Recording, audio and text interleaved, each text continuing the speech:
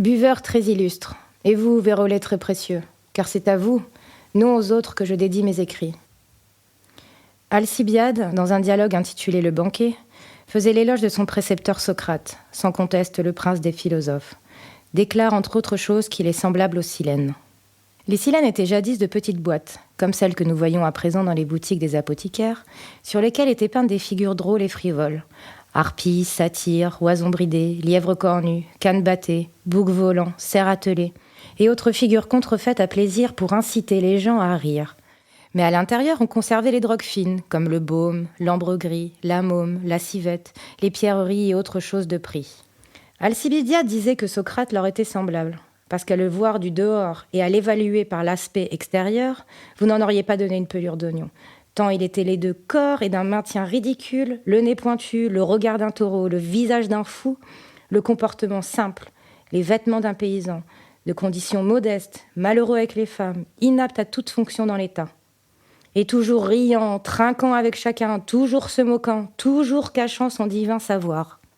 Mais en ouvrant cette boîte, vous y auriez trouvé une céleste et inappréciable drogue. Une intelligence plus qu'humaine, une force d'âme merveilleuse, un courage invincible, une sobriété sans égale, une égalité d'âme sans faille, une assurance parfaite, un détachement incroyable à l'égard de tout ce pourquoi les humains veillent, courent, travaillent, naviguent et bataillent.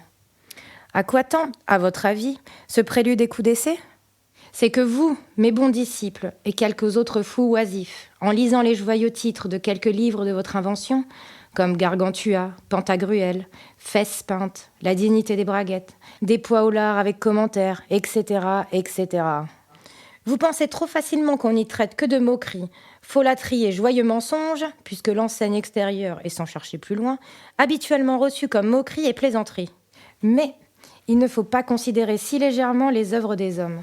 Car vous, même vous dites que l'habit ne fait pas le moine, est-elle est vêtue d'un froc qui au-dedans n'est rien moins que moine, et est-elle est vêtue d'une cape espagnole qui, dans son courage, n'a rien à voir avec l'Espagne. C'est pourquoi il faut ouvrir le livre et soigneusement peser ce qui y est traité. Alors, vous reconnaîtrez que la drogue qui est contenue est d'une toute autre valeur que ne promettait la boîte. C'est-à-dire que les matières ici traitées ne sont pas si folâtres que le titre le prétendait. Et en admettant que le sens littéral vous procure des matières assez joyeuses et correspondant bien au titre, il ne faut pourtant pas s'y arrêter, comme au chant des sirènes, mais interpréter à plus haut ce que hasard vous croyez dit de gaieté de cœur. Avez-vous jamais crocheté une bouteille ? Canaille. Souvenez-vous de la contenance que vous aviez. Mais n'avez-vous jamais vu un chien rencontrant quelques os à moelle ? C'est comme dit Platon au livre 2 de la République, la bête la plus philosophe du monde. Si vous l'avez vu, vous avez pu noter avec quelle dévotion il guette son os, avec quel soin il le garde, avec quelle ferveur il le tient, avec quelle prudence il entame, avec quelle passion il le brise, avec quel zèle il le suce. Qui le pousse à faire cela ? Quel est l'espoir de sa recherche ? Quel bien en attend-il ? Rien de plus qu'un peu de moelle. Il est vrai que ce peu est plus délicieux que le beaucoup d'autres produits, parce que la moelle est un aliment élaboré selon ce que la nature a de plus parfait. À son exemple, il faut être sage pour humer, sentir et estimer ces beaux livres de haute Grèce, léger à la poursuite et hardi à l'attaque. Puis, par une lecture attentive et une méditation assidue, rompre l'os et sucer la substantifique moelle avec l'espoir assuré de devenir avisé et vaillant à cette lecture.